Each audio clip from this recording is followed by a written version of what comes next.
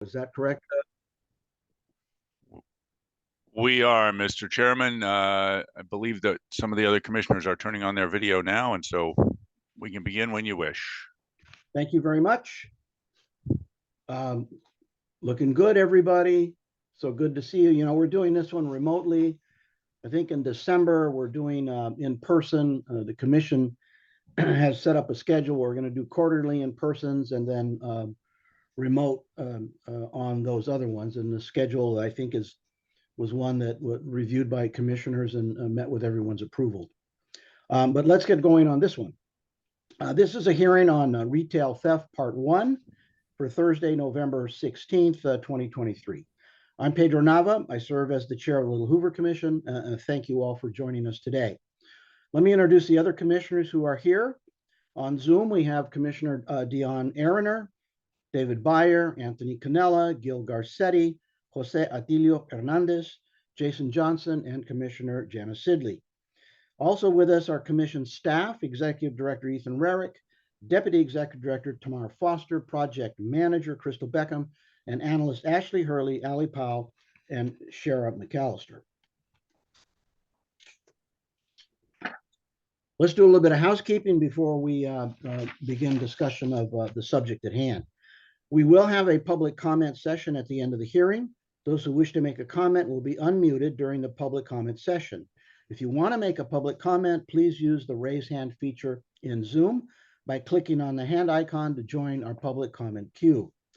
Those of you who have joined us by phone, you may either dial #9 to raise their hand on Zoom or send an email to littlehoover@lhc.ca.gov indicating you want to address the commission. You have to provide your phone number from which you have joined the meeting so our staff knows who to unmute. Staff will be monitoring raised hands and emails requesting comment during the duration of the hearing. As is usual at commission hearings, public comment is limited to 3 minutes per speaker. The video and audio of our hearing witnesses will be turned on when it is their opportunity to speak. Commissioners' audio and video will be turned on throughout the duration of the hearing. Commissioners, you may mute yourself if you wish, but remember, of course, to unmute yourself if you want to make a comment or ask a question during the hearing. We're recording today's hearing, and after it's completed, staff will place a permanent link to the recording on our website and upload it to our YouTube channel. Now, as to the substance of today's hearing. In June of 2023, the Commission received a request from the legislature to look at issues surrounding retail theft in California. In response, the Commission is holding a series of hearings examining retail theft. This is the first such hearing. Our study will examine how retail theft data is reported and tracked, and will also consider whether there are improvements that could be made to better inform evidence-based decision-making when addressing this issue.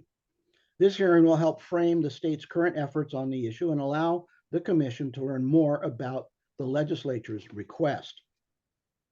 We will begin with testimony from 2 key lawmakers who led this request to us, Assemblymember or Chairman also, Reginald Byron Jones-Sawyer, and Vice Chair and Assemblymember Juan Alanis. Additionally, we asked the California Retailers Association to identify a retailer who could provide us with an initial on-the-ground perspective of dealing with this issue. And I want to thank the association for their presence of our third witness today, Southern California store owner, Tara Riceberg. At future hearings, we will receive additional perspectives, including those of other retailers, law enforcement officials, academic experts, and others. The second hearing on this issue will be held in Sacramento on December 14th, and more information about that hearing will be posted on our website as it becomes available. I want to thank Commissioner and Vice Chair Anthony Canella for serving with me on this subcommittee and for this study and for his leadership on this topic. Now, today's hearing was organized by Project Manager Crystal Beckham, and now I'd like to ask her to please introduce the first witness.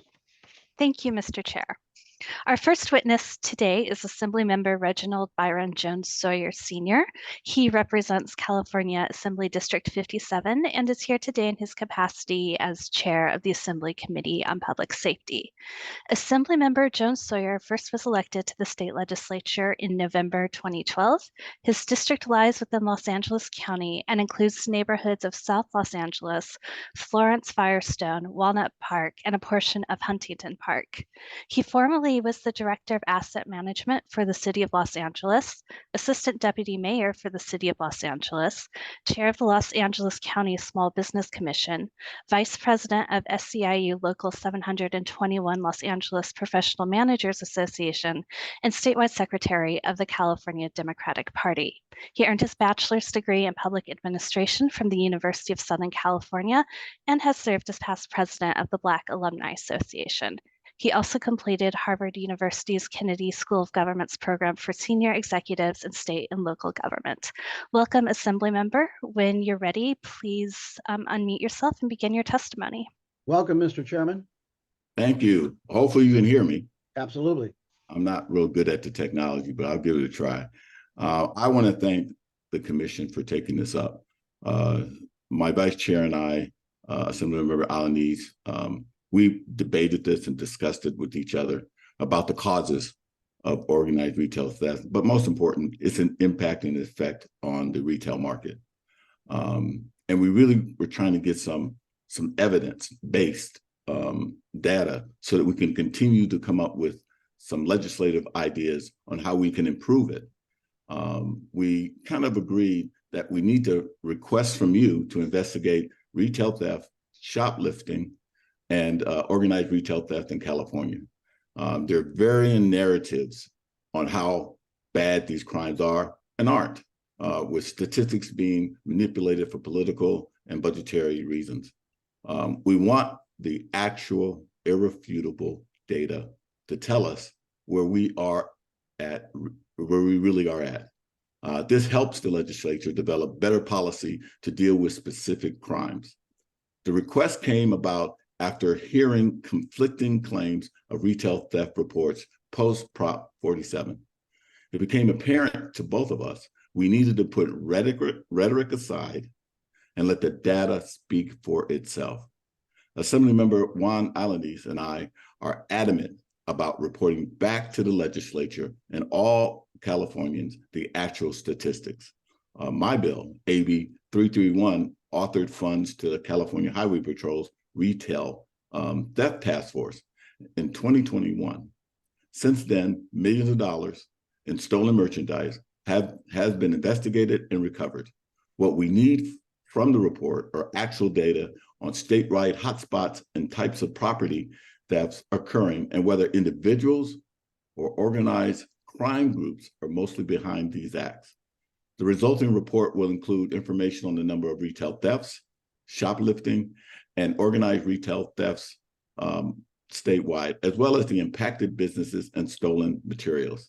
The report will also include law enforcement's response to each theft and whether any arrests were made, citations were given, and whether law enforcement referred each case to the respective district attorney. Further, what we're expecting from the report is to outline whether the prosecutor can connect it with each case, filed criminal charges, and if charges were not filed, the reason as to why charges were not filed. The impacts that we're hearing now with different reports from different retailers about online sales may have an impact on it, but right now, I wish we could get into that kind of analysis, or even just the business practices, whether or not a setup like a Costco is more of a deterrent than a Target situation. And it's so complex, even natural allies, like the Sheriff's Department in Sacramento and the California Retailers Association, which are natural allies, sometimes have conflicting ideas on how to move forward with dealing with organized retail theft. That's why it's so important for the Hoover Commission to have an independent, nonpartisan, non-political, no stake in this, but really to give us the facts so that we can make a clear idea of what we need to do. For me, it's about improving Prop 47 and 57. No law is perfect. And if anyone tells you that, they're mistaken. And so it is the best thing that we can do for all Californians is to sit down, figure out where the gaps are, if there are additional funding, as we've done already with my bill, where the governor, and we should thank him, has committed over $200 million to this effort, and to focus not only law enforcement, but also the DAs, and hopefully we can get the judges all in line to combat this horrible theft rings that are going on in this state. And so I think you will play an important role in opening everyone's eyes as to what's actually going on. And once we see that, I think we'll be able to quickly bring the resources to bear to make sure that we can end this practice in the state of California. So again, I thank you for taking this task on. I don't think you know how important this is for not only for the criminal justice system, but for how we start doing evidence-based analysis of how we move forward with criminal justice and law enforcement here in California. So again, I want to thank you for taking this on. Thank you, Mr. Chairman. Look, I'm going to take a look at commissioners that are on the screen to see if anybody has a hand up or who's unmuted. And the first person that I noticed was unmuted was Commissioner Garcetti. I am unmuted, indeed. Thank you, Commissioner. Good to see you, my friend.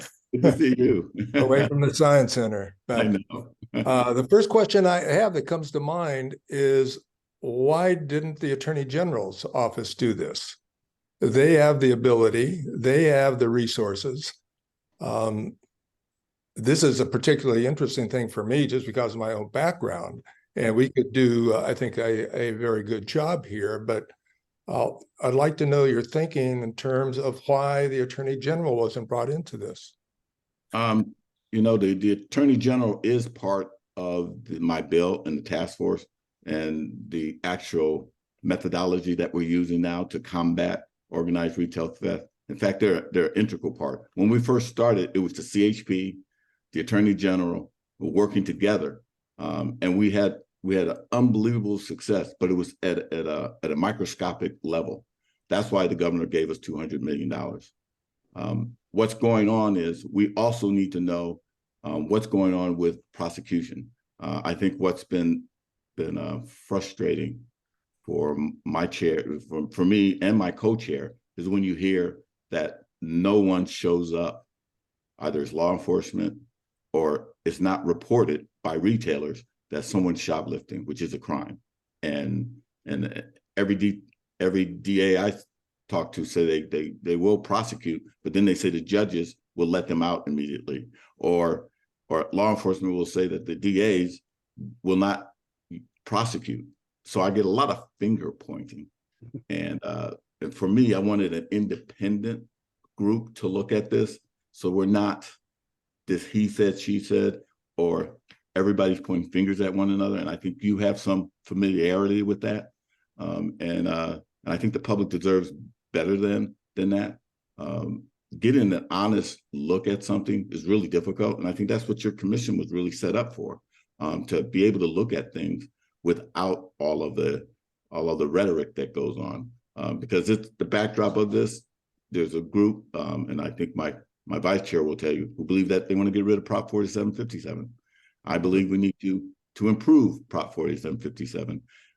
Probably the two of us couldn't come together with a plan unless we understood exactly what needed to be done. And I think the two of us could do that if we knew where the ultimate problems are, and then we can focus to get that done. Thank you. Mm-hmm. Thank you, Commissioner Garcetti, Mr. Chairman. I also have Commissioner Hernandez followed by Commissioner Byron.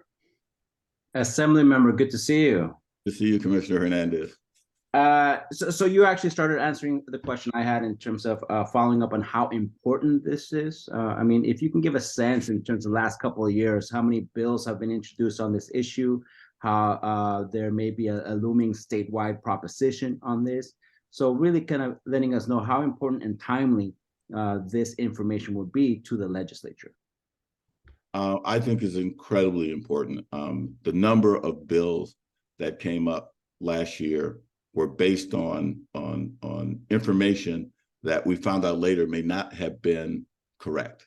And we would have probably put forth a bill and maybe even passed bills that would not have addressed the problem. I think that when I mentioned earlier about Sacramento Sheriff Jim Cooper and the California Retailers Association at odds with one another, whether or not Target is allowing the sheriff's department to come in to help them with organized retail theft. I don't know what that means. I don't know what that is. I don't know why you even have that kind of argument or discussion.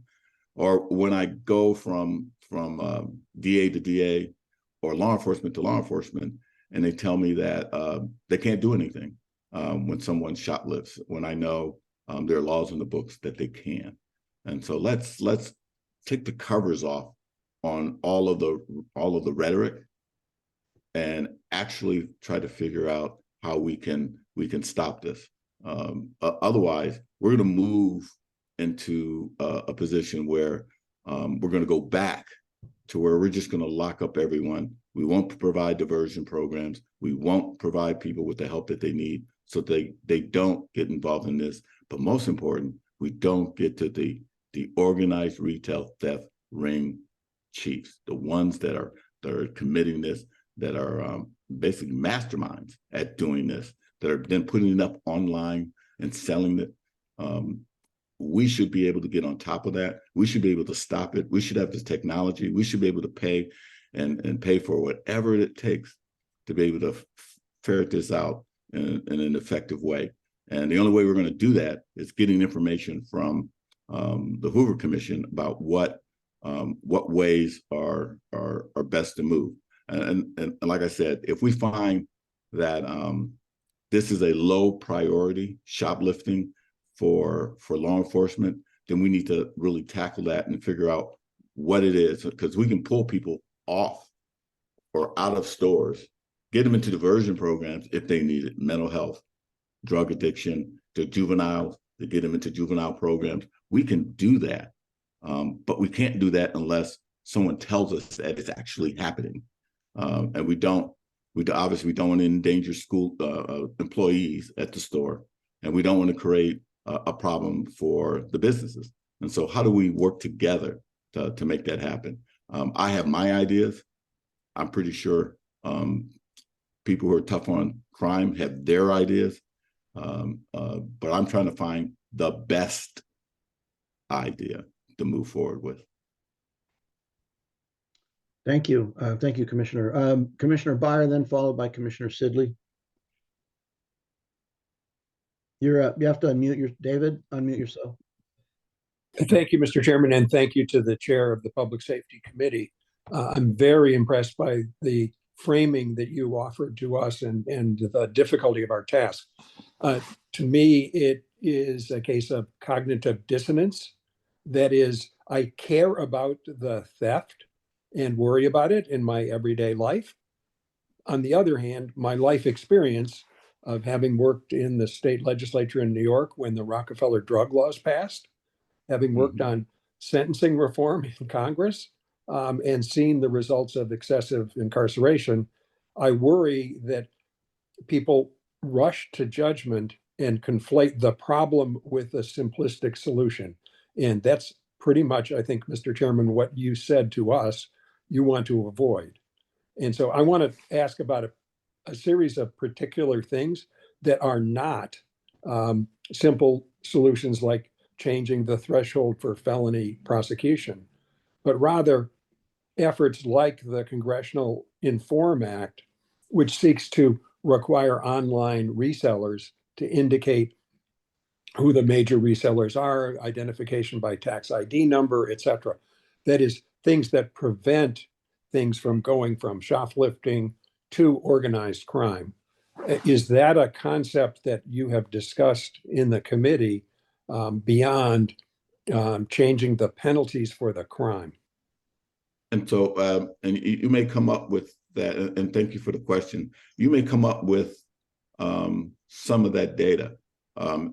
as we start to hear more and more people being caught in this practice, we're noticing how they use online, how they're on eBay and they're selling things on the market, and they're making an unbelievable profit.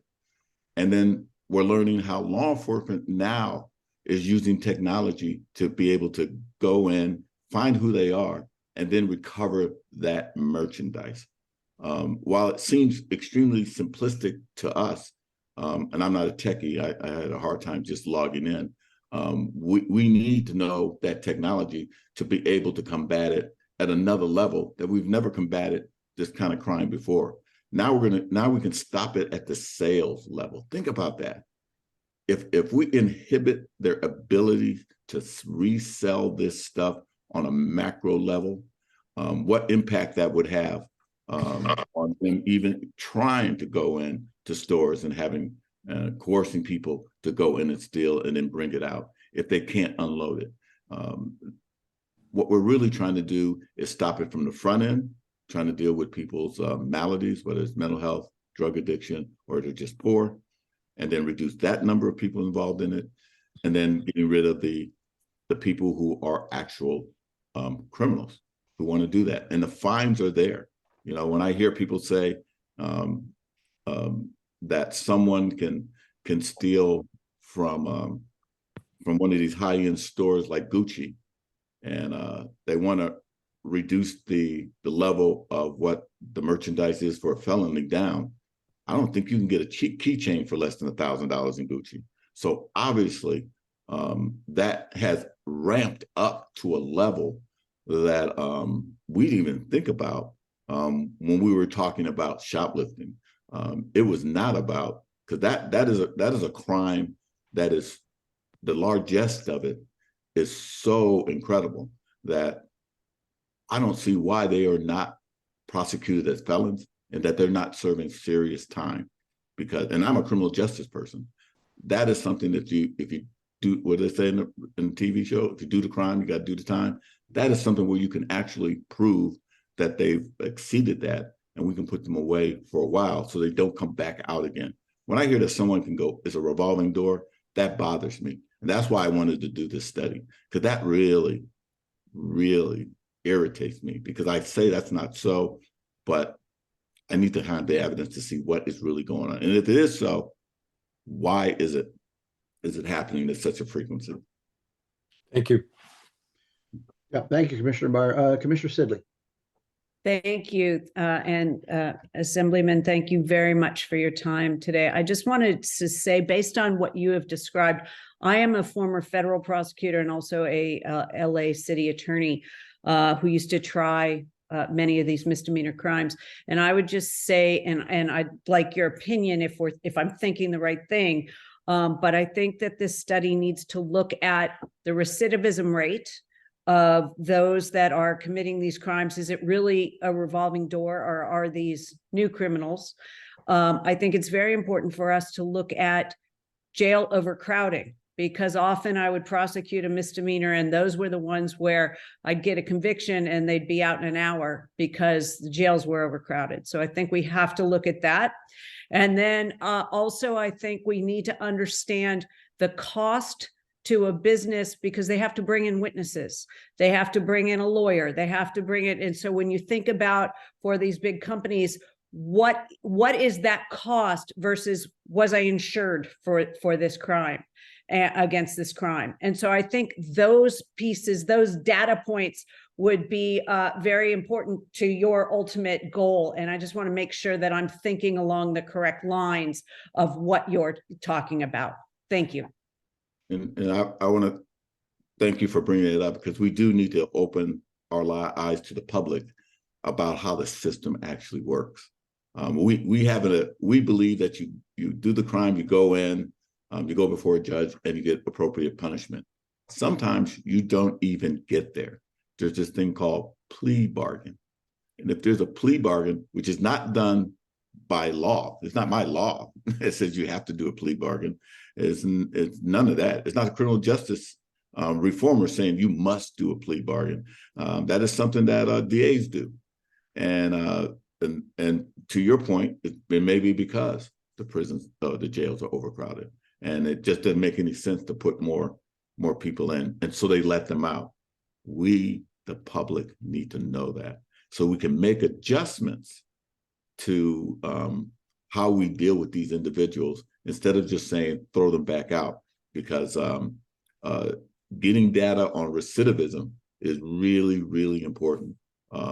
The fact that we've gone, I got elected in 2012, and the prison population was what, 160 something thousand. It's now down to 95,000. I believe a lot of that is because people did not recidivate. So if some of that is because of some other reasoning, then we need to know. And if it's good reasons, then we need to amplify it and increase it. If we find that there's a program out there, or people who commit these crimes, we're able to get them on their feet again, and they're not redoing it, then we need to put money into that. And so I think we leave a lot of tools on the table or on the floor, and we go to what's comfortable for us.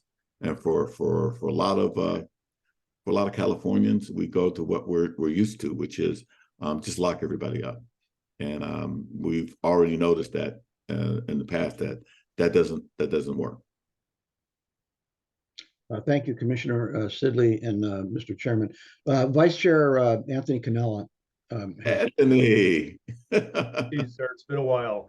I know. I want to start first off by saying how impressed I was with your written comments and your testimony today, and how the humility that you show. It really is very encouraging to hear you, the way you talk and the way you're writing about this subject, because I know you're a passionate believer in, Prop 47, Prop 57. And it really gives me hope when you're open to changes based on findings, whether it's from our committee or from the committee that you've formed in the legislature. So it also gives me hope that you're working with Assemblymember Alanis, who was a friend of mine as well, and also a sheriff's deputy. So it's just very encouraging to see you two working together. And so and I'm also interested. I was in the legislature when Prop 47, Prop 57, AB 109, and it was I wasn't necessarily on the same side as you, but I'm interested to see what the findings show, and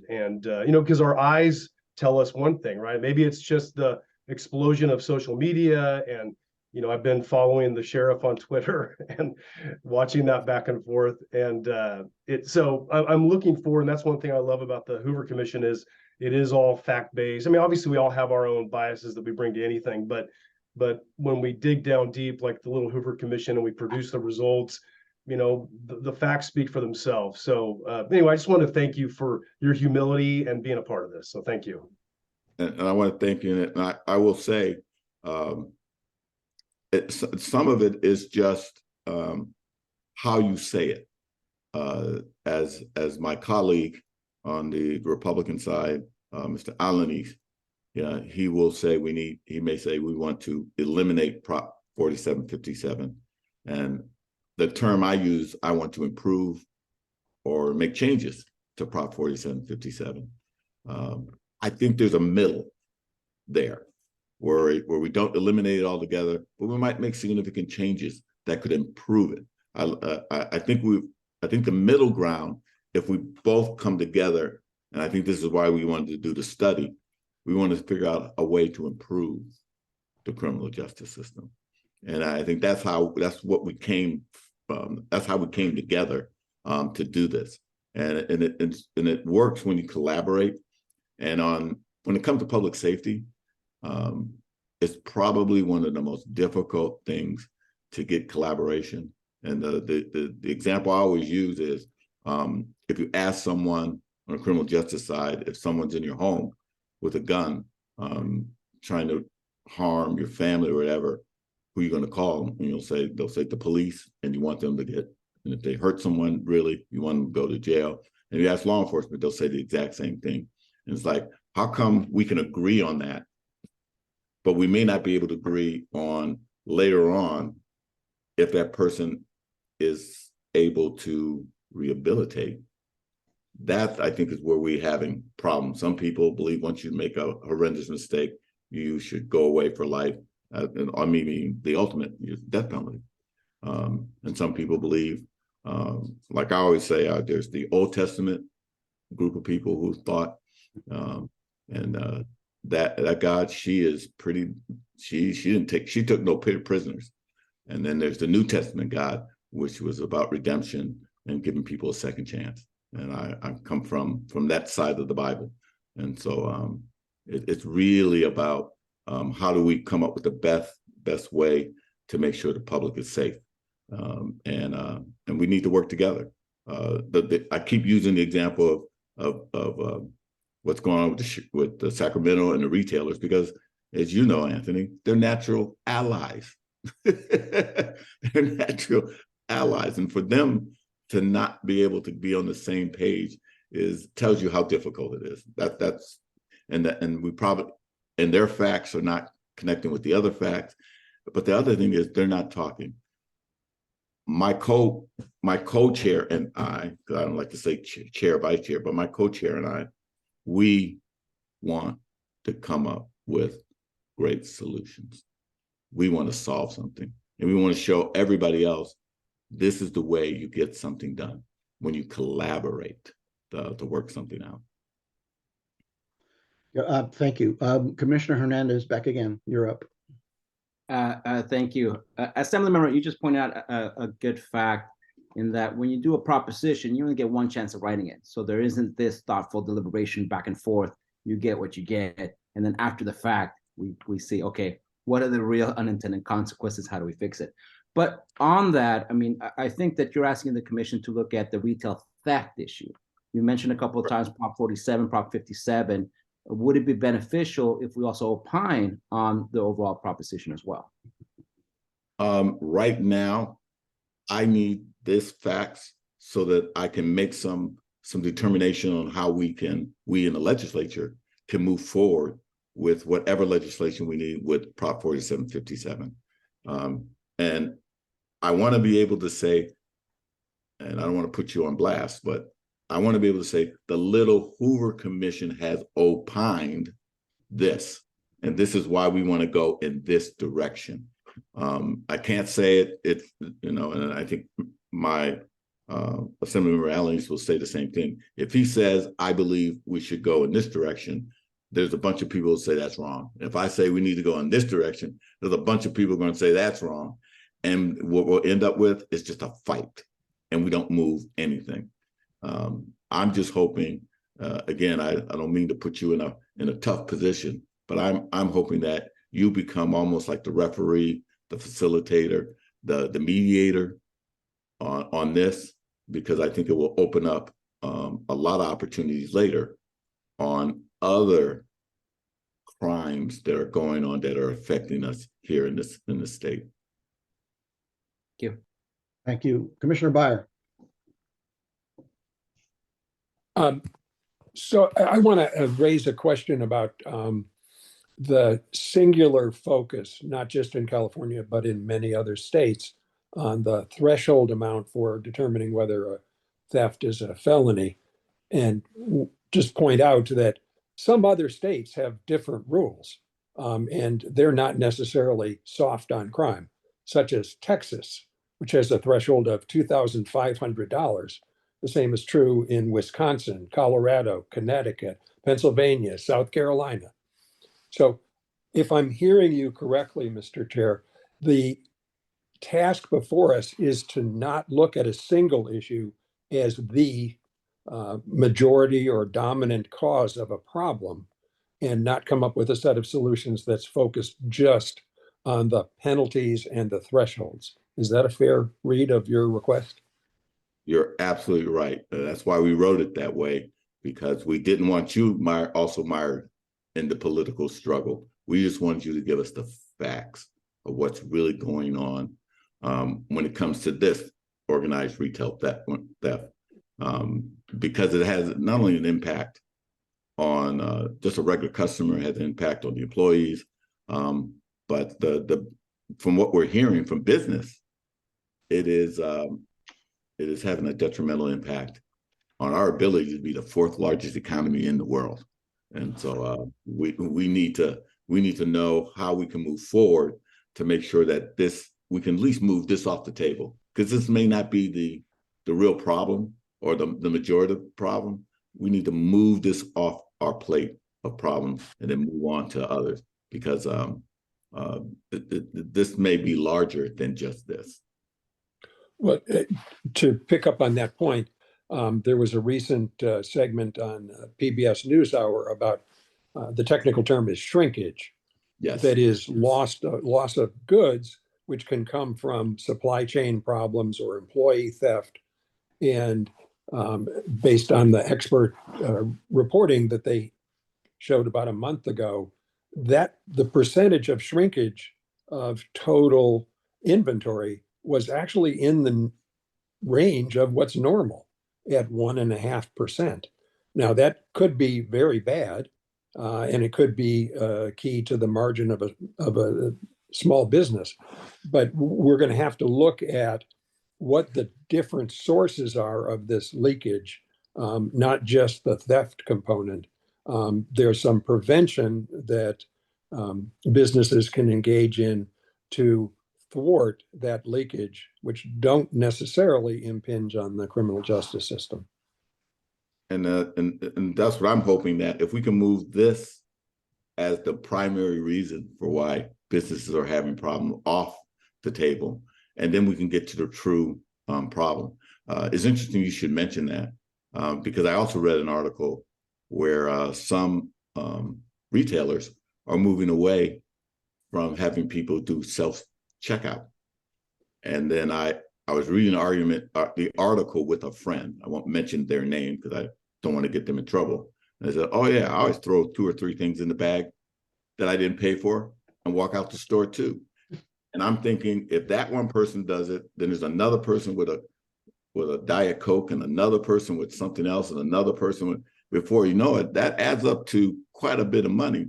And that this particular retailer was going to eliminate the self-checkout, because from their perspective, they were losing money because of that.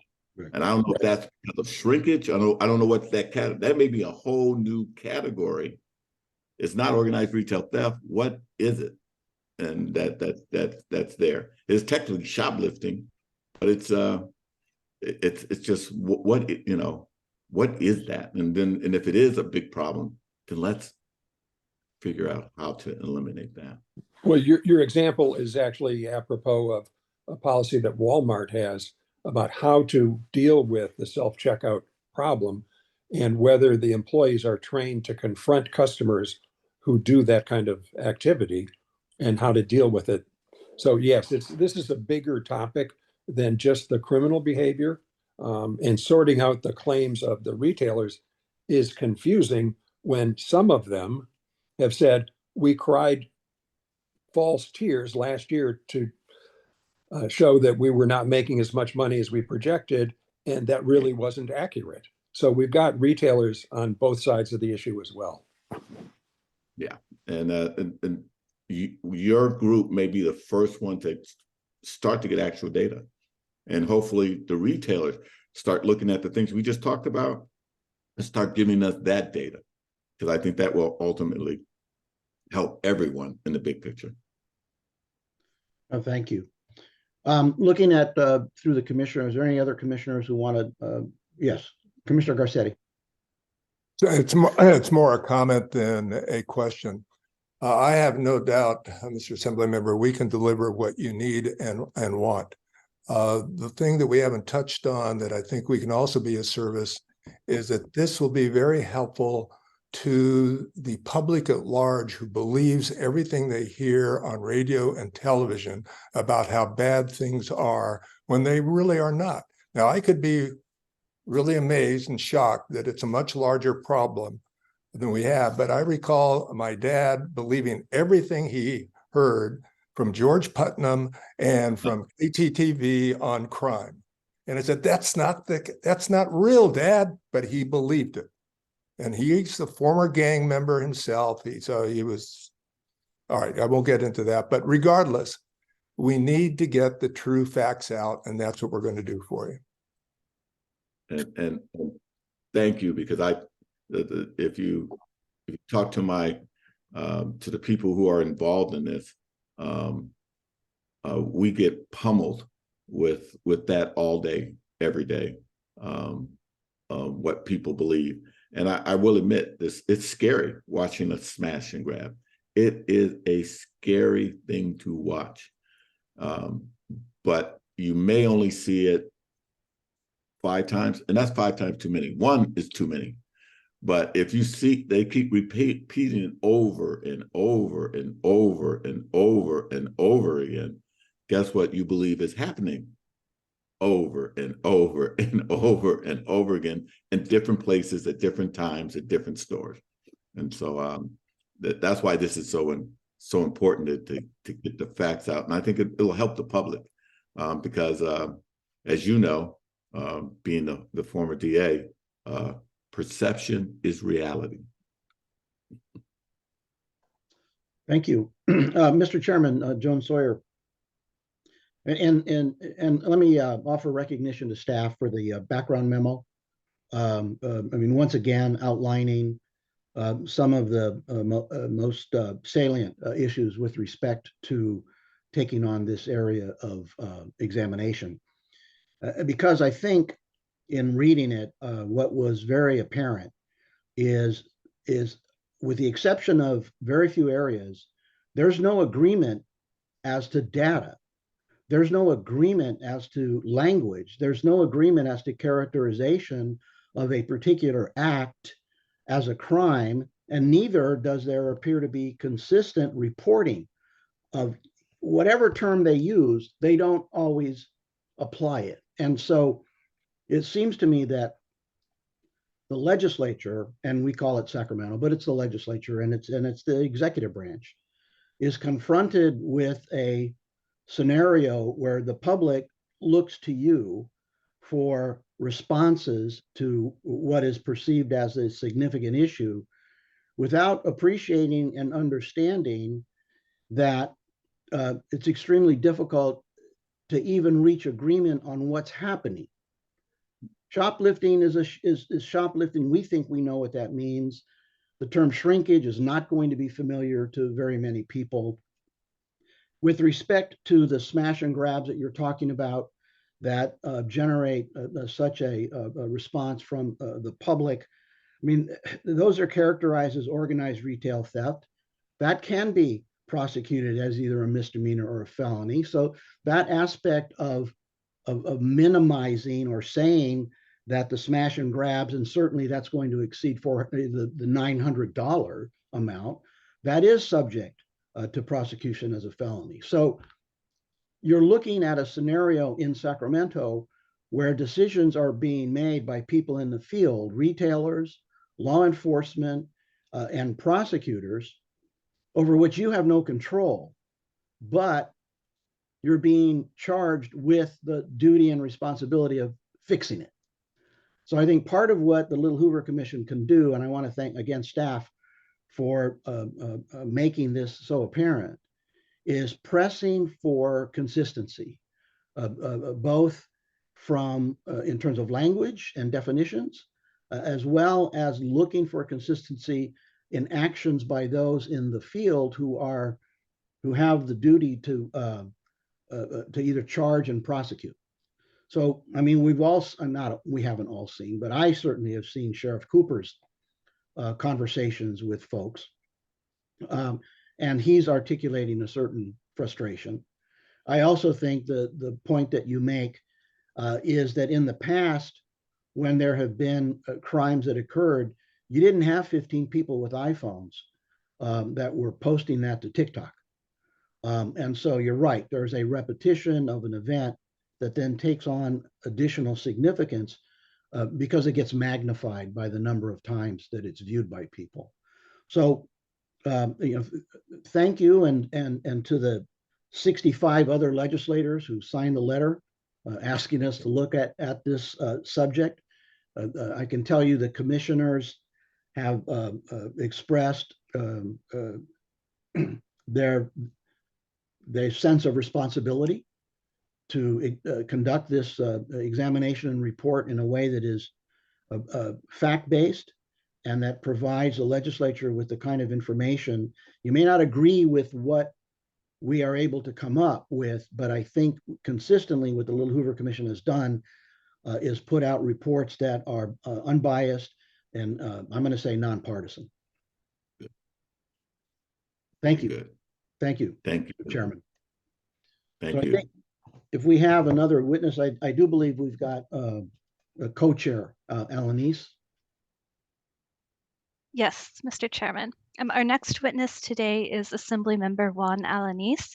He represents the 22nd California Assembly District and is here today in his capacity as Vice Chair of the Assembly Committee on Public Safety. Assemblymember Alanis was elected to the state legislature in 2022. He represents parts of Stanislaus and Merced counties, including the cities of Modesto, Turlock, Ceres, Patterson, Gustine, and Newman. Previously, Assemblymember Alanis worked as a peace officer, protecting and serving in nearly every community in Stanislaus County over the course of his career. He began his career in public service on his 21st birthday and has received 3 awards for saving the lives of others. Assemblymember Alanis has volunteered as the Valley Chapter Vice President for the Peace Officers Research Association of California, Vice President for the Deputy Sheriff Association, and Committee Chair for the California Office of Emergency Services Search and Rescue Unmanned Aircraft Systems. He earned his bachelor's in criminal justice and law enforcement from the California State University at Stanislaus. Welcome, Assemblymember Alanis, and when you're ready, please unmute yourself and begin your testimony.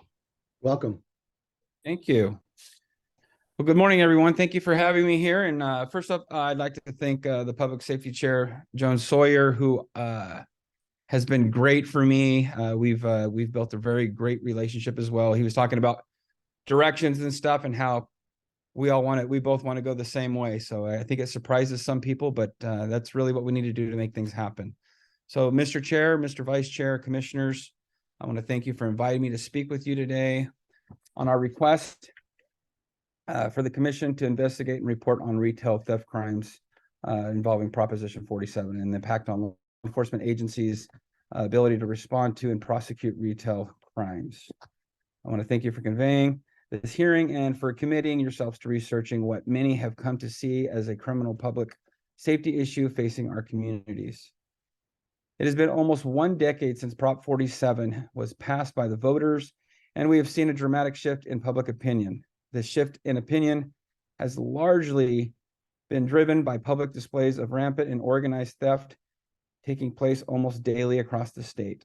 In many ways, this is a symptom of the public's perception that our judicial system is buckling under the weight of more and more crime. While there is no debate that Prop 47 changed the way law enforcement agencies respond to and prosecute crimes like shoplifting and retail theft, this is often forgotten. And these are the reasons behind those decisions. There is one common theme among many of the law enforcement agencies and prosecutors I have met with: a lack of resources. Following Prop 47, their implementation, many retail crimes were reclassified as misdemeanors, as we have spoken about here in this meeting already. While California's law enforcement agencies and district attorneys' offices have already have every intention of responding to and prosecuting these destructive and sometimes violent crimes against our businesses and communities, limits on resources mean fewer cops responding to calls for service and DAs triaging difficult decisions on whether or not to reassign a career staff from felony cases such as murders or kidnappings, and to tackle the larger growing numbers of these new misdemeanor cases. After talking with the prosecutors in my district and across our state, I believe that this is undercutting their ability to seek justice for misdemeanors like retail theft. Prosecutors have no other option than to triage their limited resources towards felony cases such as assault and murder, as I mentioned earlier.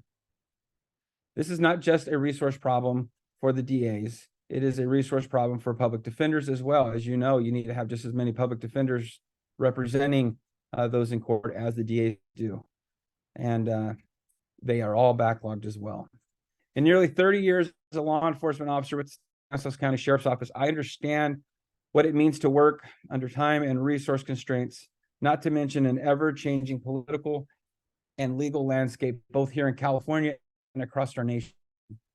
What we are doing here sets the stage for a better understanding and more clear feedback on the impacts of Prop 47.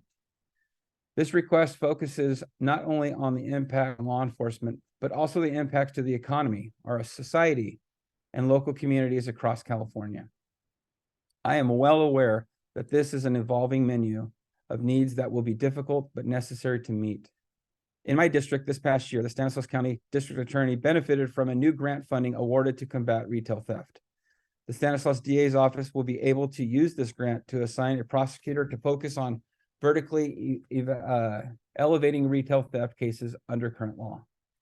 However, this was a one-time funding.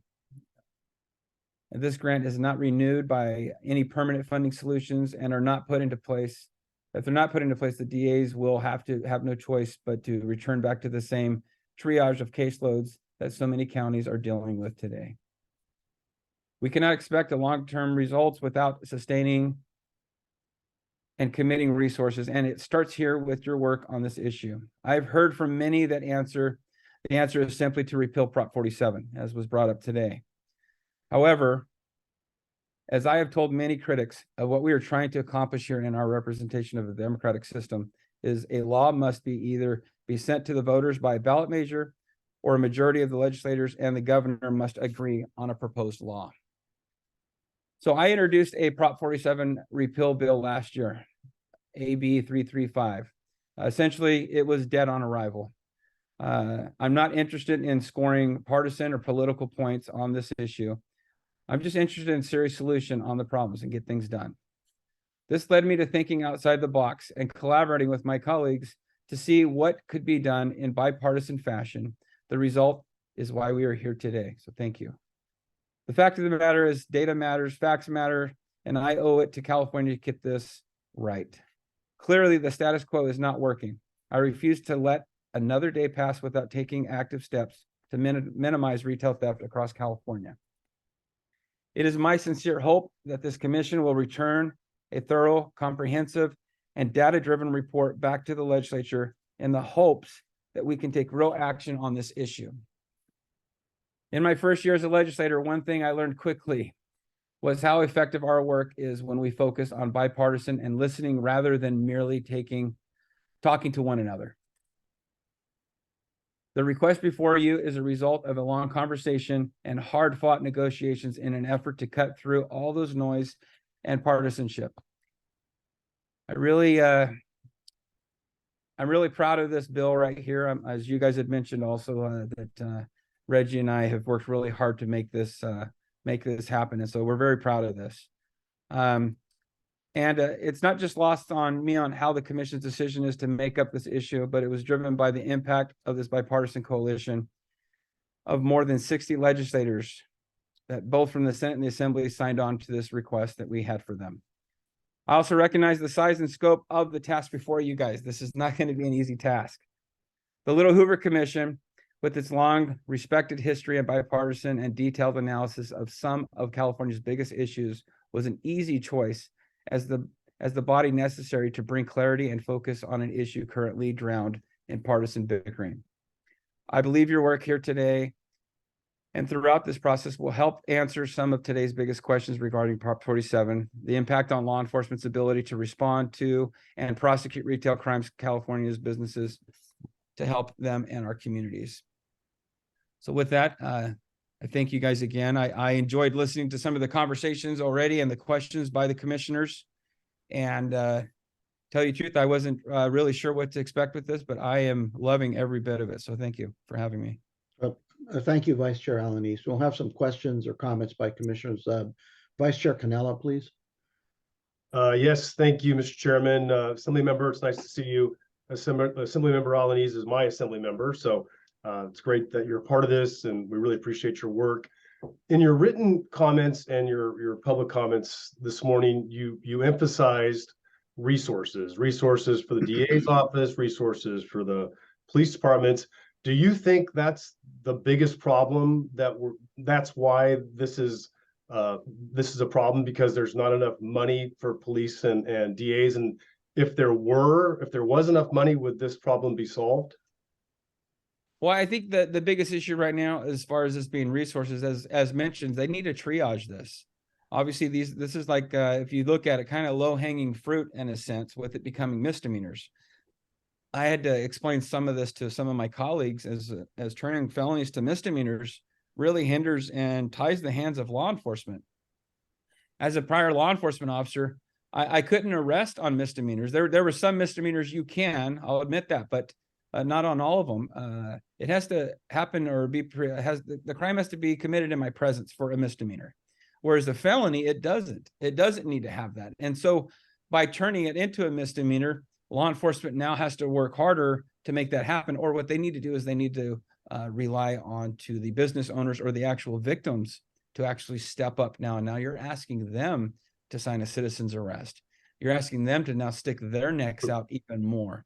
And so the DAs, with needing more resources, or even law enforcement, it's because what used to be a crime that had a lot more teeth to it doesn't as much. And so now, do we want to really use our resources on that, or are we going to ask for more money to be able to allow more resources? Something that somebody had brought up earlier was talking about the costs.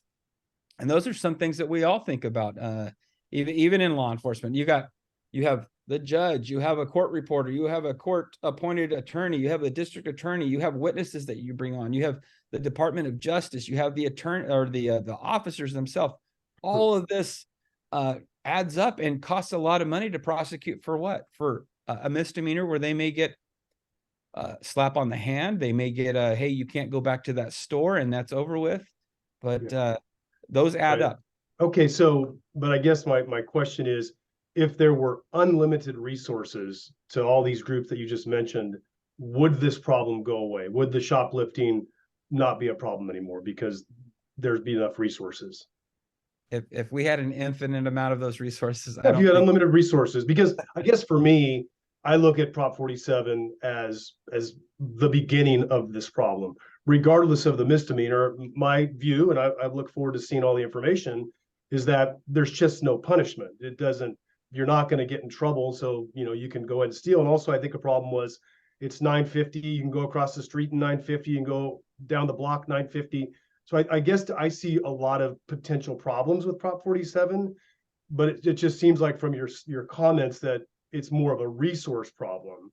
And I guess is that your view? Is that it's mostly a resource problem? It's not a problem with the bill itself or what's happening?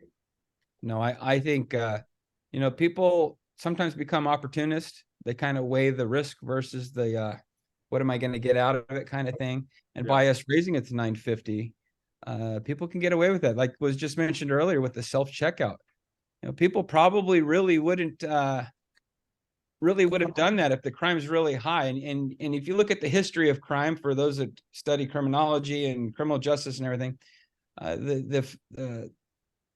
basically the consequence of the crime needs to fit the crime. Otherwise, a lot of people are going to commit it. And unfortunately, Prop 47 lowered that threshold to where people are like, you know what? Hey, I could get away with this. And so I think we turned some people into criminals that normally would not become criminals. Okay. As a deputy sheriff, did you ever, I don't know if you were assigned to any cities, but did you ever have to deal with shoplifting, or was that within your area? Or if not, what do your other officers say, that your friends that maybe deal with that? Did they see an uptick in shoplifting once Prop 47 was passed? Well, I as a patrol deputy, before I became a supervisor, yes, I get to see the screen on other agencies as well, and that's just so we can help each other out if need be. But you see a lot of the retail theft going up. Just being a normal person shopping at one of the local stores, I've had chit chats with some of their security and talking with them without telling them who I was.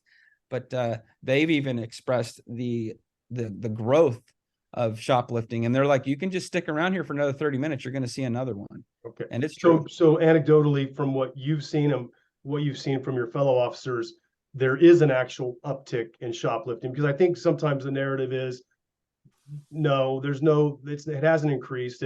We're just seeing more of it because of social media, but your experience is it has increased post Prop 47. Correct. And that's what I'm hoping with your guys' commission is going to be doing is showing the facts, as my partner from public safety said. We want the hard facts, and that's how it is even with me when I was a detective. You know, I can have my hunches, but until I can prove it, it doesn't happen. So I thank you guys for doing this again. Thank you. Commissioner Byer, followed by Commissioner Garcetti.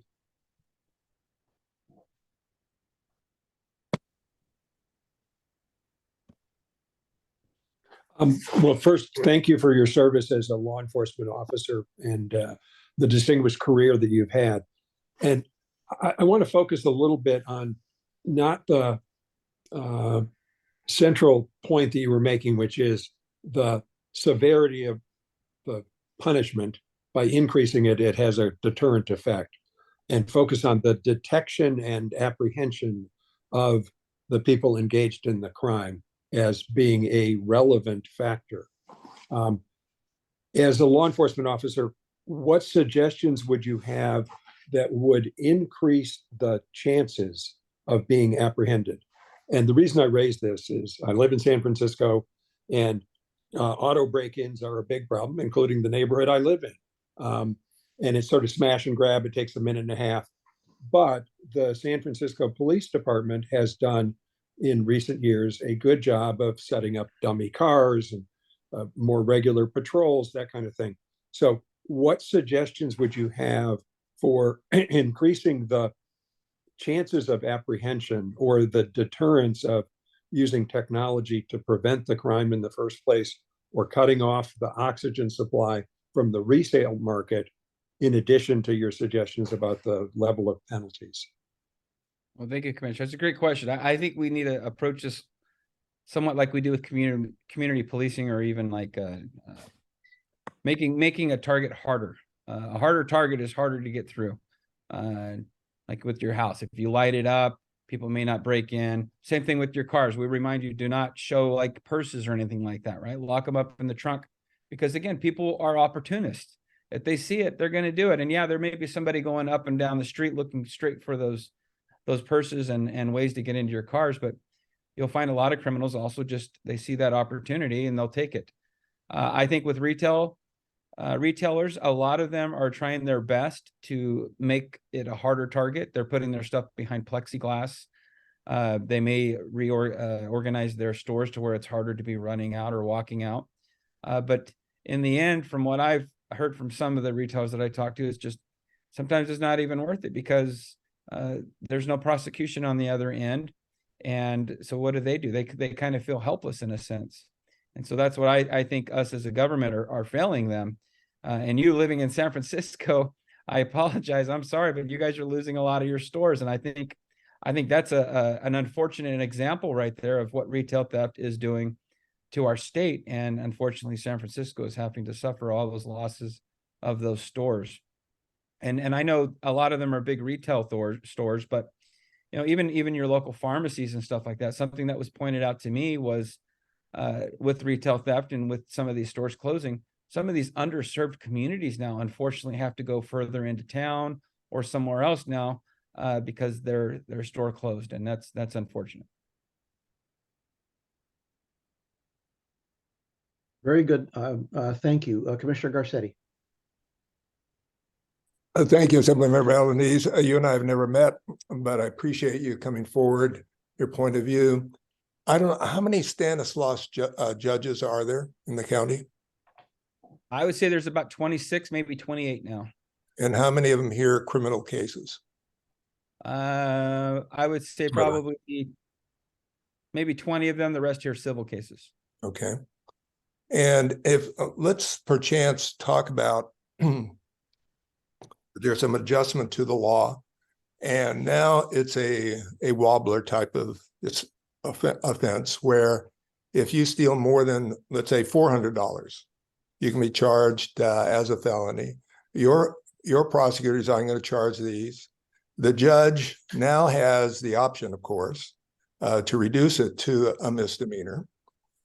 I mean, what is the likelihood and where's the cost involved for the judges thinking, I'm going to load up the county jail, be it 30 days for a first offender who deserves only 30 days, to someone who deserves maybe a year in county jail or maybe even state prison. And I guess I'm asking a political question in terms of where do you think your judges are in this? Because they're the ones that have the final say, assuming there's a prosecution of any kind. And that begs the question, there will be a prosecution, but assuming there is, where are your judges on this, if you know? I don't know per se about where my judges are, but just maybe like back channel kind of talk kind of thing. They would at least like to have the tools available to do that. We took those abilities away from them, and so now they don't even have that as an option. So I think allowing them to have more options, just like law enforcement in general, providing them with more tools will be help in letting them go to what they need to. But by us stripping everything, now there is no more option, and in a sense, their hands are kind of tied also. And I think I may add also with when I used to be a bailiff, when people would go to some of these hearings, obviously, and get sentenced, we had programs to help them. If there was a way to rehabilitate them, then that's what we would do. If it was a drug issue that was causing this, then that got them in there. But we don't have that ability to get them into court system for the most part, because a lot of them aren't being prosecuted, charged, or even written a ticket. So I also see that as being an issue too, because we have a lot of people and a lot of services out there that could be providing help, but obviously they don't have, I guess you can say, the patients or the customers as much as they used to now that the crime has been changed or the crime has been eliminated. Right. Yeah, it's a difficult issue, I think, for all of us in Stanislaus County, obviously in San Francisco, Los Angeles. It's every place. It's statewide. It's frankly nationwide. Is this issue? So thank you for coming forward, and we hope to be able to give you something that you both can work with and address the issue in a way that helps everyone. Thanks for coming. Thank you. Thank you. Back to Vice Chair Cannella. Thank you very much. Just a follow-up question, because I agree, that a person shouldn't go to prison for stealing a loaf of bread, right? I just don't think that's where we are as a society, and I certainly don't want to do that. And I do think for many years we overcorrected and we were putting people in prison for everything, which ultimately created realignment and kind of where we are now. I think the pendulum has swung a little too far the other way, but I think some of the issues seem to be with this 950, and I get it. Maybe we need to adjust theft with inflation as well, right? So it's not 400, it's 950 or whatever the number was, but it seems like part of the problem is the fact that you can steal 950, go across the street and steal 950, go across the street and steal 950, and it doesn't add up, right? Or below 950 rather. So prior to Prop 47, Assemblymember, what would happen if a person, I don't remember what the threshold was prior, but let's say they stole $400 at Target and the threshold was 500, and they went across the street and stole $400 from Walmart. Before Prop 47, could those be combined to meet that felony threshold, or was it always you could just go store to store and steal under that threshold? Good question. Well, first off, okay, so it used to be 400, but we've kind of made it worth it to them now and raising it to 950. Now, was it really worth it for me to go to another store and steal 350 and keep doing that? Or is it better for me, you know what, I'm going to go to that next store, I'm going to steal $940. Yeah. We created that in a sense by doing that, and it was worth it for them because it was going to be still a misdemeanor. As far as stacking them, I believe the DA may have an option. I know we have some DAs on here. I don't know the exact answer on that, but I know sometimes you also have stores that are owned by maybe the same corporation to where they may be the same victims on all. I think it is. It's a store. It's a store. So you can go one store, another store, and they don't stack it. I guess my question, and maybe you don't know, but prior to Prop 47, could they stack them? Could, if they stole 200, 200, 200, just one after the other, could that be stacked to be a felony prior to Prop 47? And if you don't know, well, you got to remember we used to have 666 petty theft with a prior. Okay. That helped also. Weird so that number, 666. Yeah, and unfortunately those numbers. But yes. Okay. Right. Okay. All right. Well, that's something we can find. I'm just curious about that stacking and if that was there in place, but if you don't know, that's fine. Appreciate it. Thank you. Thank you. Thank you. Let me take a look at any other commissioners who have any questions or comments. Seeing none, let me express our appreciation to you, Assemblymember Vice Chair Alanis. Thank you for your investment in this issue. Thank you for your service. And look forward to having more conversations with you and providing you with additional information. Thanks. Thank you guys again. Have a great day. Okay, Crystal, back to you. Thank you, Mr. Chair. Our final witness today is Tara Riceberg. Tara is a second-generation retailer who had 3 stores in Los Angeles, West Hollywood, and Beverly Hills before COVID. She also has had shops in Saks Fifth Avenue and Fred Segal. Her concept store, Tesoro Beverly Hills, is the world's only entirely all pre-wrapped gift store for babies, kids, and adults. Connecting with her community is Tara's favorite part of being a retailer. She's been a cheerleader for the retail industry for decades by participating on panels at trade shows. She is a contributing editor for trade magazines, and she has sat on the board of gift shows. She currently is active with the Government Affairs Committee of the Beverly Hills Chamber of Commerce. The National Retail Federation is on the Small Business Task Force of Beverly Hills, and in January 2024, she will begin her term as the newest Beverly Hills Recreation and Parks Commissioner. Welcome, Tara, and when you are ready, please unmute yourself and begin your testimony. Thank you so much. Thank you for having me today. As we said, I am a second-generation retailer, and I am pretty blessed to do business in Beverly Hills. Back in the day, I used to thank my customers and say, thank you for shopping. Now I say, thank you for paying. Just last week, I had a customer who said to me, how much of a discount can I have for this book? And I said, I'm sorry, we don't offer discounts. She said, well, I could just take the book. So what's the discount going to be? And when we talk about retail crime, one of the things that we don't talk about is that empathy levels are dropping in this country, and the lack of humanity. You know, I am not Target. I am not a major corporation. I am a person who employs a girl with special needs. I employ a gentleman in his 70s. I am about connection and community.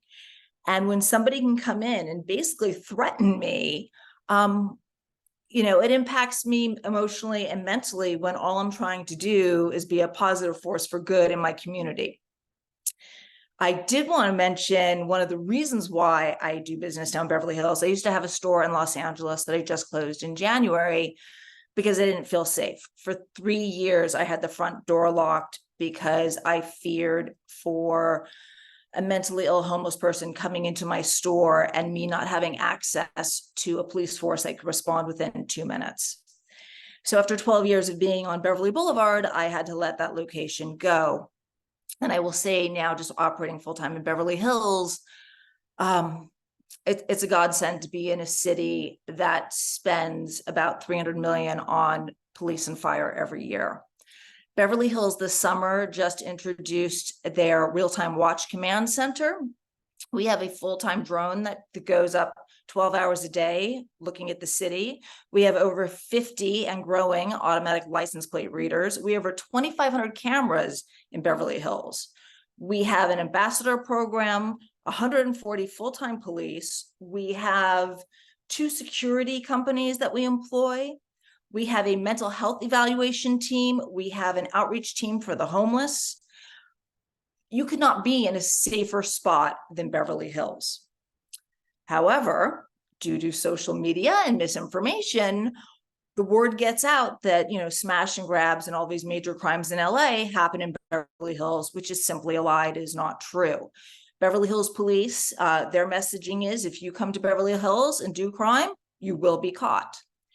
And to do business in this environment is a game changer. You know, I don't think there's, even with unlimited funds, you're ever going to combat retail crime, but Beverly Hills definitely, I invite everybody to connect with our BHPD and see what we're doing. So far, since they've implemented the real-time watch command, crime's already down 20%. So they definitely are doing something. Safety issues, definitely a concern in Beverly Hills. I still don't use branded bags. I feel, even though we have the cameras, even though we have the drones, even the policemen have them in the back of their police cars, individual drones, not the main Hawkeye that we use. I believe there has to be alternative sentencing. I believe there should be a punishment of community service. I believe that instead of just sending somebody straight to prison or to jail, let's reconsider, is this a mental health issue? What tools do we need to give these individuals to help them see that their life has value and there are other ways to live this life other than creating harm to others? I think 950 is too high. I think it should be a lower amount. If they even have the fear of a felony, maybe that's going to help. I'm not saying we have to prosecute, because I really think it's more of rehabilitating somebody's mental well-being. But I do believe that we need, we need to stop this social media disinformation. I think that's a major problem. Nobody, I'm not getting hit. I'm a small retailer in Beverly Hills. I am 2 blocks off of Rodeo. But when you have negative information about Beverly Hills being put out there, my customers do not want to come into town because they're scared, because they hear these false narratives. So I do believe we need to combat that. I think we need to prove that business isn't just corporate. It is people. There is humanity to retail. And to deter crime, there has to be some fear of punishment or some sort of accountability. Thank you. Thank you for that. Let me look at, again, asking commissioners, Vice Chair Cannella. Great, thank you. And thank you for being a part of this hearing. So it sounds like you really haven't been a victim of shoplifting. You felt unsafe because of whatever the situation was. That's why you closed your store and you had that threat. But it sounds like you haven't experienced a lot of shoplifting at your stores. I do have shoplifters. I do have shoplifters, but I'm not going to call the police because somebody stole a book about Buddhism. Okay, how come? Just because you think it's not worth it, or what's the reason you don't call them? Right. So I'm uncomfortable with fear of retaliation. I'm scared somebody's going to come back at me. It's obviously not worth the money to go after somebody for the petty crime of pilfering from my store. I have seen people come into my shop in groups. They go to the bathroom and then the next person goes into the bathroom and then suddenly they're all leaving. So I know they're leaving product for each other to stuff in their clothing to leave. But I am a small store. And I also, in my LA store, I definitely had fear. I knew that if I were to approach anybody, the LAPD is not showing up for a scared retailer who's having confrontation with somebody who's stealing. Has that been a new feeling that you had, or is it since you've been in business, you've always had that? Well, we know that LAPD has always been understaffed and there's more important crimes for them to focus on than petty retail. This has always been your attitude. It's not Prop 47 what we're looking at. It's just been. No, it's always been this way. I also used to have a shop in West Hollywood, and I definitely feel safer in smaller cities that have their own police force or sheriff's department. The response times are within minutes and they're available. So yes, especially as a female in my store alone or maybe with another person, I don't feel comfortable approaching anybody. And no, they might have a gun, they might have a knife. They might just hit me. Yeah, and nothing in my store is worth, my personal safety. So 2014 is when Prop 47 passed. Could you see any type of a difference in behaviors prior to 2014 and after 2014, or has it been pretty consistent? I mean, honestly, I felt fine earlier. Once COVID hit, I feel that was really the point of transition. When Beverly Hills in May of 2020, I'm not going to say there was rioting, but people were just randomly going up and down the streets, smashing windows, graffiti. My landlord boarded up my business. He didn't want his building getting damaged, so I was closed while under plywood. I had a store in LA at the same time.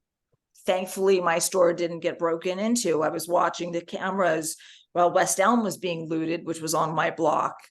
But I will say this, in my LA location, I had gates. The previous tenant was a jeweler. So no one was going to break into my gift store that has gates on the windows. They would easily go hit West Elm that just has glass windows.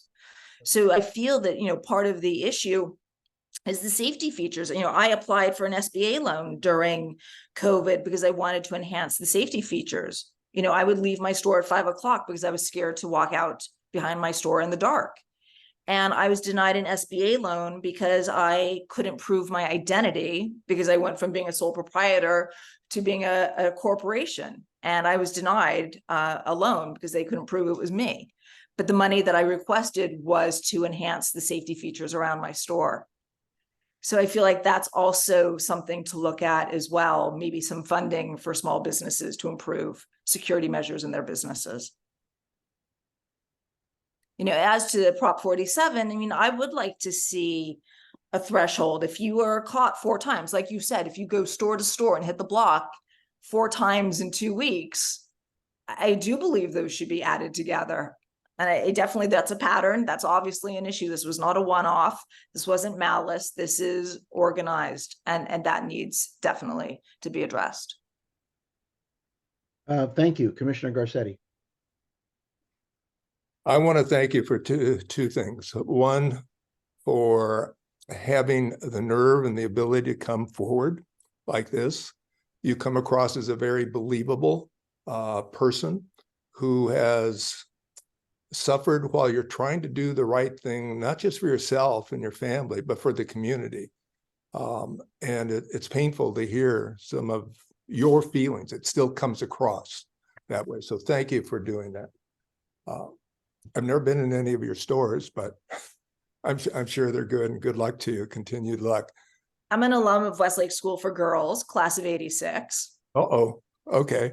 So that's probably where the confidence comes from. Yeah, there you go. There you go. Okay, 86. Well, I know that year well.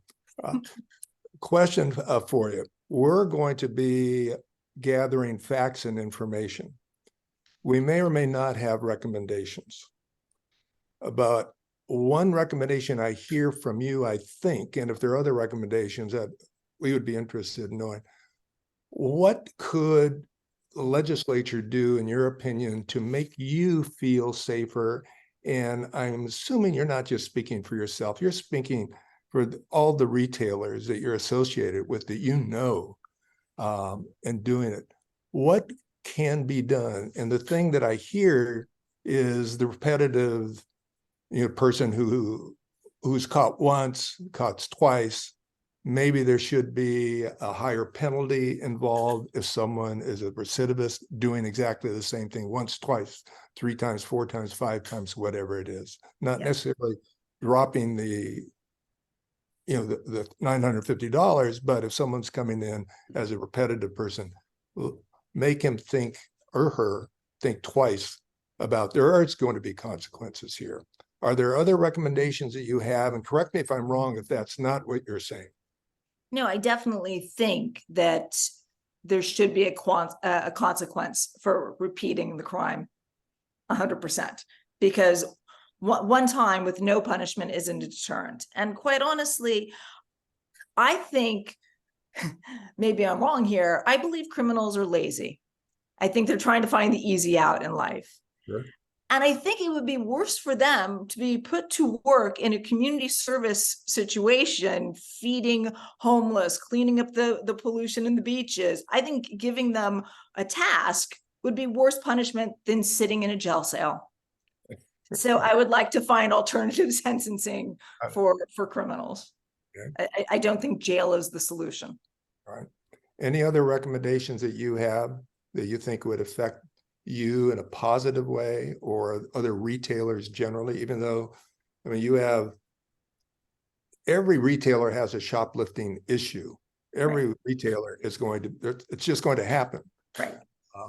But there's a price that you have to pay, one, for your own security, especially if you're the owner and you're the one who's going to have to testify in court.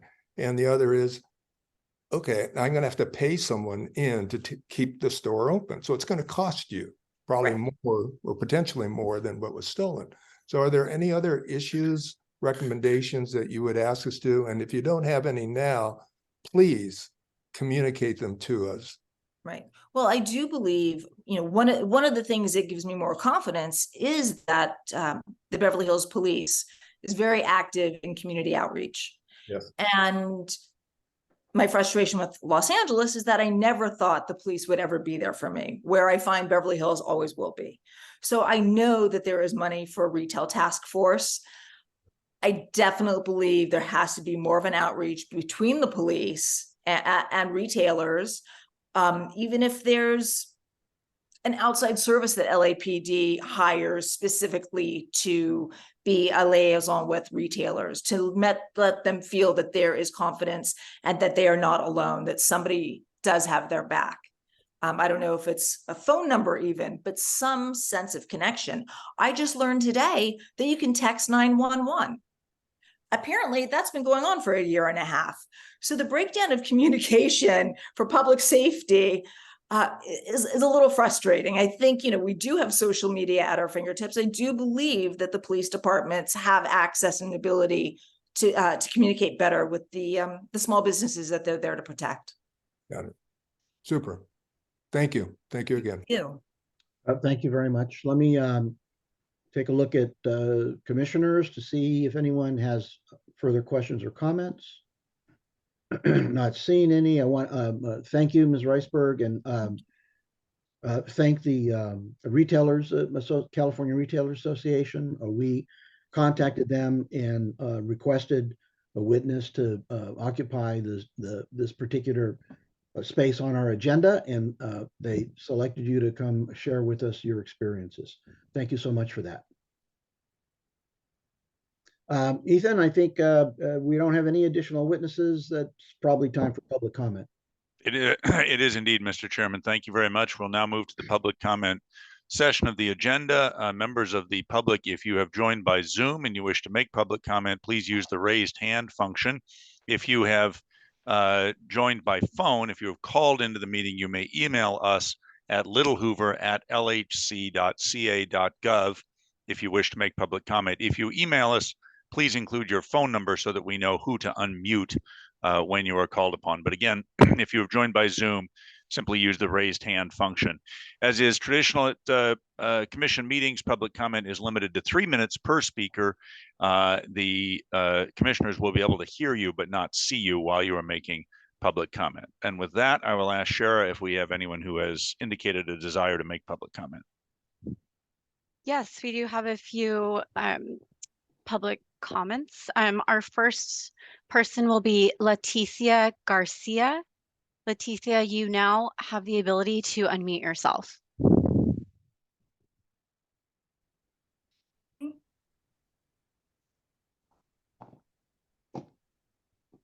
Hello, can you hear me? Yes. We can. Oh, okay, wonderful. Hi, my name is Leticia Garcia, and I'm the state director for government relations for the California Grocers Association. And I, myself and my members really appreciate what the commission will be doing related to retail theft. I do want to bring up that, we did hear a lot about organized retail theft. That term has been thrown around a lot. But, we would like to encourage the California Grocers Association. One, we would really like to be part of this conversation because I don't think that shoplifting and theft at grocery stores is raised to the like other retail theft is. It's not a sexy topic that the news wants to talk about because, we have folks walking out with shopping carts full of food, and it is really a big issue for our membership all across the state. So we're happy to be part of this study. Our members are willing and open to talk to the commission and, give the information that you need to make up this study and have your findings of as to what the effect of retail theft is for at least the grocery community. And, you know, grocery stores are an essential business. The public visits them on a regular basis. So it is very important that you also keep in mind that grocery stores are also affected by this issue. And that's it. Thank you. Very good. Thank you. Thank you very much, Ms. Garcia. And we will reach out at the staff level to have further conversations with you and the Grocers Association. Sheriff, we can go on to the next public comment, please. Our next speaker will be Leah Burnley. You now have the ability to unmute yourself.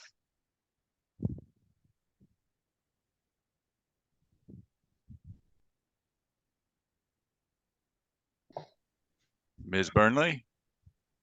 I believe you are muted on your end, perhaps. Shara, is she still muted?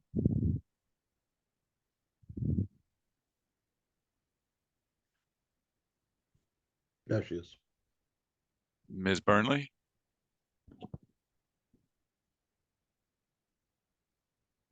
Ms. Burnley, if you can go ahead, please. If not, Shara, we can go on to the next speaker. Okay, I'm not showing that there are any other hands raised. Well, we'll try one more time. Ms. Burnley,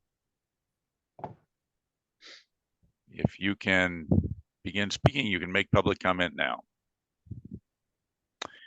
And if not, I believe, Shara, we have no one else who has indicated any desire to make public comment, correct?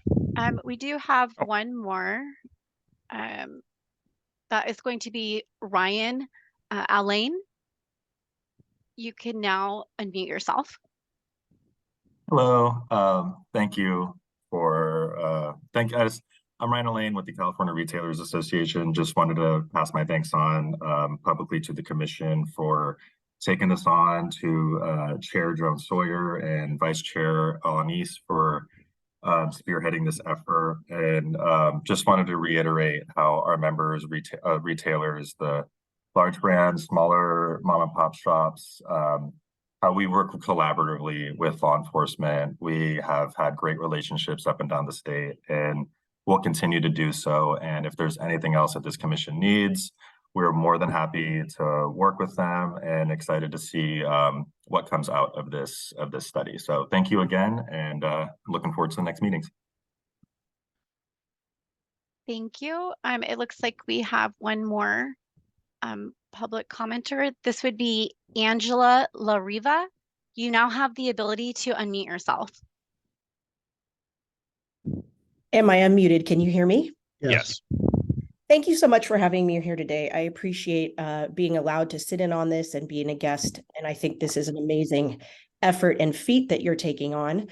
My name is Angela LaRiva. I am the Vice President of Operations in at the Hollywood Partnership. We are a business improvement district in the city of Hollywood, and we cover 80 blocks within the Hollywood Entertainment District.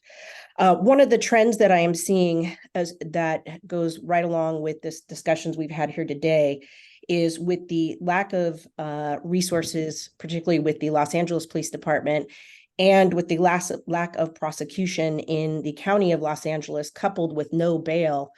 My ambassador program, which consists of approximately 100 ambassadors who patrol the area of Hollywood, are now responding to calls for service. We call ourselves the misdemeanor police because unfortunately we are required and called upon where the police are unable to respond. So quick question or just comment. I'm hoping that as this commission moves forward, one of the main considerations that concerns me is the lack of reporting. This is an issue that we've seen with data in the Hollywood area because so many retailers are completely exhausted and dealing with this issue on such a high level, they've stopped calling the police. And we have encouraged them over and over to at least report the thefts online. So these data points are taken in. But I hope as this commission moves forward, the underreporting is a consideration because I'm concerned some of the data we're seeing is not accurate due to underreporting. Thank you so much. Thank you, Ms. Lariva. Do we have, Shara, any other people who've indicated a desire to make public comment? No, we do not. If not, Mr. Chairman, we can close the public comment session of the agenda. Thank you. And just let me go back to you, Ethan. If you want to give a sort of a reminder of what the rest of our schedule is. I will. However, I believe, Mr. Chairman, that Commissioner Hernandez briefly raised his hand. There. All right. My apologies. I'm glad you caught that. Please. It's a process question. I don't know if we do it here or is that, I mean, on that comment, I mean, I know that in terms of we're going to be getting information from the data sets that are available. We're going to be getting information from different partners. And I did have a question in terms of if there are people that are not reporting, I mean, what is the process of getting that information? That's called projection. Right. Constructive projection. Look, I do think, and I suppose, Ethan, you've got more to say, but when I look at the paper put together by staff, you know, I mean, it struck me as though you've got a variety of definitions. They're not consistent. Reporting is sporadic, both by law enforcement and by merchants. And so I think it does complicate the direction that the legislature should take. If, you know, once again, you can't manage what you don't measure. And if the measurements are not provided to us, it then puts us as the commission in a situation where we have to say caution must be exercised with respect to formulating legislative remedies because a significant aspect of the information is not available and hasn't been disclosed. I think we're going to find out how deep that absence is as we move forward. And I see Commissioner Byron has his hand up. So I'm sorry, Commissioner Hernandez, were you done with your? Okay, thank you, Commissioner Byron. Thank you, Mr. Chairman. A request, I guess, of staff. I've been doing some poking around kind of research, and a couple of things occur to me that would be useful. One is a better assessment of what's happening in other states. Just a quick Google search, I found many other states are going through exactly the same exercise. And there is a commonality in terms of the originating request for intervention, legislative intervention, that is the retail trade associations. There's nothing wrong with that. But the focus on other states, it would be helpful to know, because as I pointed out earlier, the penalty levels in California are not wildly out of kilter. And if you go back 10 years, the threshold level for felony designation has changed in a lot of states, but not to make it easier to prosecute. So there's something going on in other states that's worth looking at. And I noted the Federal Inform Act, which is the technology tagging, if you will, for resellers. There's also federal legislation by Senators Grassley and Masto and Ruben Gallego in the House to change federal law dealing with aggregation of different thefts. So I think we ought to look beyond the four corners of California in our work, because many other people are struggling with the same thing. And then lastly, I worry that if we spend all of our time on statistics, that we may be frustrated because the statistics won't answer the policy questions. We'll get to maybe 60% confidence in the data, but we're not going to get perfect data. And so judgments are going to have to be exercised. And that means hearing from police officers, store owners, prosecutors, judges, and people like Pew Charitable Trust and other outside experts who are skeptical about reform on organized theft. So there's a wide variety of things we have to do, and I look forward to hearing more about this topic. Thank you. Back to you, Ethan. Thank you very much, Mr. Chairman, and we will, to both Commissioner Hernandez and Commissioner Byer, we will continue our staff research on all of those issues, including comparative work in other states, the limits of the data, and so forth. One of the things that we will also look at, which addresses Commissioner Hernandez's question about reporting, is the shrink rate. Commissioner Byer mentioned that earlier. We've been in touch with some scholars at the University of Florida who are the leading experts on that over time, and we'll be looking at that as well. So the next meeting of the commission, Mr. Chairman, will be the second hearing on this topic. It will be held Thursday, December 14th at 10 a.m. here in Sacramento. I believe all of you have been in touch with Shara regarding travel arrangements. If you have not been, please contact her now, but I believe you've all been in touch with her, and we are already planning that hearing, and we'll be hearing at that hearing from a variety of additional stakeholders, including additional retailers, law enforcement, and prosecutors, some of the academic experts and others, to address some of these questions that have just come up by the commission. So Thursday, December 14th at 10 a.m., we will meet again on this topic, Mr. Chairman. Great. Is that where Chairman Nava has our holiday party? Right. You can expect a gift bag in all your rooms, provided by a retailer. Thank you to all the commissioners for your participation and attendance. I think we've got a better idea of how to try to get our arms around this. And I think it was helpful to hear from the members of the legislature with respect to how much of an issue they perceive this to be in their everyday working lives as representatives of their constituents. So again, thank you. This is the 16th. I suppose the next time I see you, we'll probably all have gained 5 pounds because of Thanksgiving. So enjoy the holidays and be well.